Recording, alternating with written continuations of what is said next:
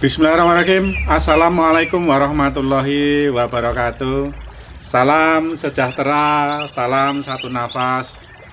Dulur-dulurku dimanapun kalian berada, alhamdulillah.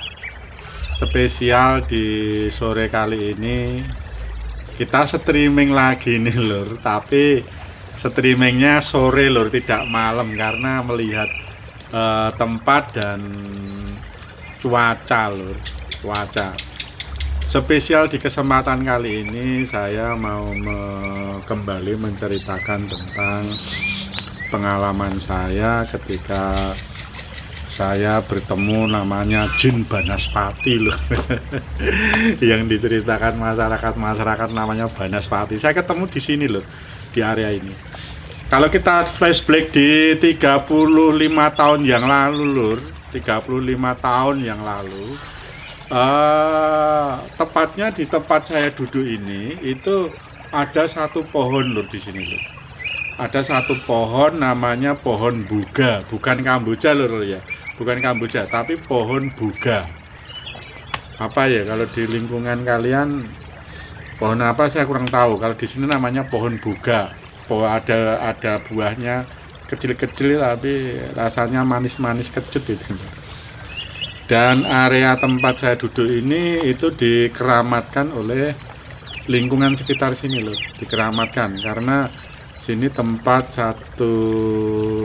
yang paling angker dan sangat disakralkan di masyarakat lingkungan sini. Belakang saya ini dulu belum ada tembok, belum ada gedung-gedung ini loh, belum. Belakang ini belum ada, samping juga belum ada karena ini area pohon bambu loh, area gimana ya, kayak kebun bambu gitu, kayak kebun bambu itu di area ini yang mana jadi tempatnya itu kelihatannya sakral gitu, sakral dan gelap karena di 35 tahun yang lalu itu suasana sama sekarang berbeda loh. Saya duduk di sini itu kurang lebih sekitar 9 hari loh. 9 hari. 9 hari saya duduk di sini dan bahasanya itu topo. Bahasanya topo itu dulu. Nah, ketika saya melakukan ritual 9 hari itu, di hari pertama biasa-biasa aja sih lur, cuman gatel, banyak nyamuk, dingin, rasa was-was gitu. Kebetulan waktu saya melakukan itu di musim kemarau lur, jadi nggak hujan, cuman nyamuk lah yang agak banyak karena di belakang saya itu ada danau kecil, dan ada sumur tua. Di hari kedua dan di hari ketiga saya juga masih biasa sih lur, saya rasakan pas di hari ketiga itu sebenarnya di pertengahan malam suasananya di sini kan redup gitu lur karena banyak pohon-pohon. Saya hanya dengarkan suara-suara ya. Saya dengarkan suara-suara ya macam-macam lah. Suaranya ya nggak begitu jelas juga sih, cuman dari hasil saya rasakan, dari suara-suara yang saya rasakan itu aneh aja. Ya ada yang ketawa cekikian, ada yang macam-macam, cuman ya tak cuekin aja lur karena tujuan saya bukan itu. Tapi pas di hari ketiga, entah kondisi saya waktu itu pingsan atau gimana saya nggak ngerti lur, tiba-tiba saya merasa kayak kejadian yang saya alami ketika saya dikubur. Saya tiba-tiba merasa lap itu di suatu tempat lur. Saya merasa di suatu tempat, tempatnya itu kayak gimana ya, kayak suasana kayak di keraton itu loh, kayak di keraton yang mana di situ banyak orang lalu lalang dan macam-macam. Saya melihat kok ini, saya tak kira itu saya mimpi, ini di keraton mana, kok kondisinya kayak gini ya. Setelah saya agak bengong di situ, tiba-tiba ada seseorang yang menghampirin diajak, katanya ayo saya ajak main. Ya akhirnya saya ikut main dan waktu diajak main di situ orang itu bercerita, kamu nanti saya ajak ya gitu, agak sorean aja gitu waktu itu ceritanya. Oh iya, saya bilang iya gitu aja. Saya juga nggak mengenal sih Lur itu siapa dan siapa, saya bilang iya ini aja, iya. Ternyata setelah sore saya merasakan waktu itu sore Lur. Waktu itu sore saya didatengin orang tersebut, diajak ke suatu tempat. Ternyata suatu tempat diajak itu di belakang ini Lur. Di belakang ini loh. Ini kan ini danau yang tempat saya ritual itu. Kan saya ngomong loh, ini kan danau, ini kan tempat saya, kok kesini ngapain gitu. Terus orang itu menceritakan ya macam-macam lah cerita, yang katanya beliaunya menceritakan anaknya itu hilang tenggelam di sini dan istrinya juga mati tenggelam di situ juga, cerita gitu aja. Setelah cerita panjang lebar di situ, saya disampaikan bahwasanya yang menguasai danau ini namanya Banaspati. Saya tambah takut waktu itu loh. Banaspati ki opo, kan saya nggak ngerti waktu itu. Usia saya berkisaran baru ya sekitar 11 tahunan lah loh. Waktu itu 11 tahunan. Saya kan nggak ngerti Banaspati itu apa gitu ya. Terus orang itu cerita, ya udah nanti kamu tunggu aja, pasti nanti ketemu. Ternyata benar loh, waktu orang itu pulang, saya malamnya itu perasaan saya tunggu di situ. Tiba-tiba itu muncul satu sosok yang cukup besar ya. Cukup besar, cuman sosok itu muncul ya saya biarin aja, saya kaget dan rasa takut wajar sih, ada rasa takut gitu. Ada rasa takut karena mau lari juga nggak bisa, ya tetap duduk di situ aja, saya duduk. Dan saya masih ingat pesan dari orang tua saya bahwasanya ketika ketemu apapun jangan takut. Jika orang itu, jin itu nemuin kamu ternyata kepalanya lepas, jin itu goblok, belum sakti. Dia bilang gitu.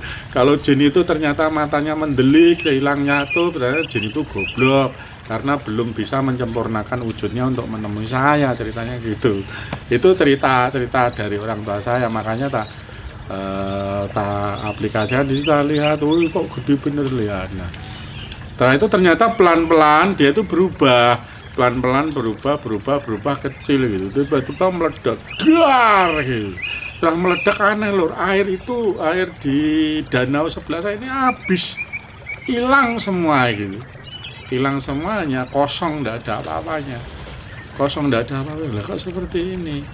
Nah, setelah kosong itu muncul itu ada orang yang saya cerita gede besar itu tidur di situ, manggil saya. Ngapain kamu nyari saya? Itu kan saya kaget lah. Yang nyari kamu siapa, kan saya bilang gitu. Loh, yang nyari kamu siapa? Saya merasa nggak nyari kan. Saya diawing, kamu sini gitu. Langsung saya ditempeleng waktu tonjok, bang.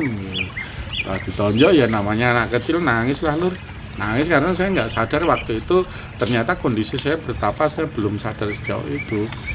Si orang ini cerita katanya dialah yang disebut namanya Banaspati itu, ya dia itu, dan dia memberikan pesan kepada saya jika ada sesuatu ledakan itu sesuatu ledakan dan bercahaya, cahaya warna biru kemerah-merahan itu kita tidak boleh lihat, kita harus berbelok gitu. Kan saya tanya lah kenapa, wis pokoknya lakukan yang tak sampaikan. Ya udah, akhirnya saya juga apa yang dipesan tak lakukan. Terus beliaunya ngasih contoh waktu itu, bawa kursi, tiba-tiba ada ledakan, kursi dilempar gini. Setelah dilempar itu kursi tiba-tiba hilang, masuk di dalam ledakan. Ya setelah itu sadarlah saya loh. Orang itu pergi, saya sadar ternyata kondisi saya itu masih di sini. Saya bertawa, sadar pagi sekitar jam berapa ya, karena mataharinya kelihatan di sekitar sini itu kemerah-merahan, itu berarti kurang lebih ya jam 5:30 pagi lalu. Oh, 5:30 pagi, dan di waktu itu hari ke-8. hari kedua ada 8 pagi karena saya belum mendapatkan yang saya inginkan, saya lanjutkan lagi loh sampai malamnya. Di hari ke-9 saya baru selesai dan saya pulang. Ya itu yang namanya Banaspati ya, seperti saya temui itu lur, ternyata berbeda dengan cerita-cerita yang kita dengarkan sampai saat ini. Mungkin ada dulur-dulurku di luar sana yang pernah ketemu sesuatu jin yang namanya Banaspati dan berbeda dengan yang saya lihat. Ayo lur, ketemu saya, kita ngobrol.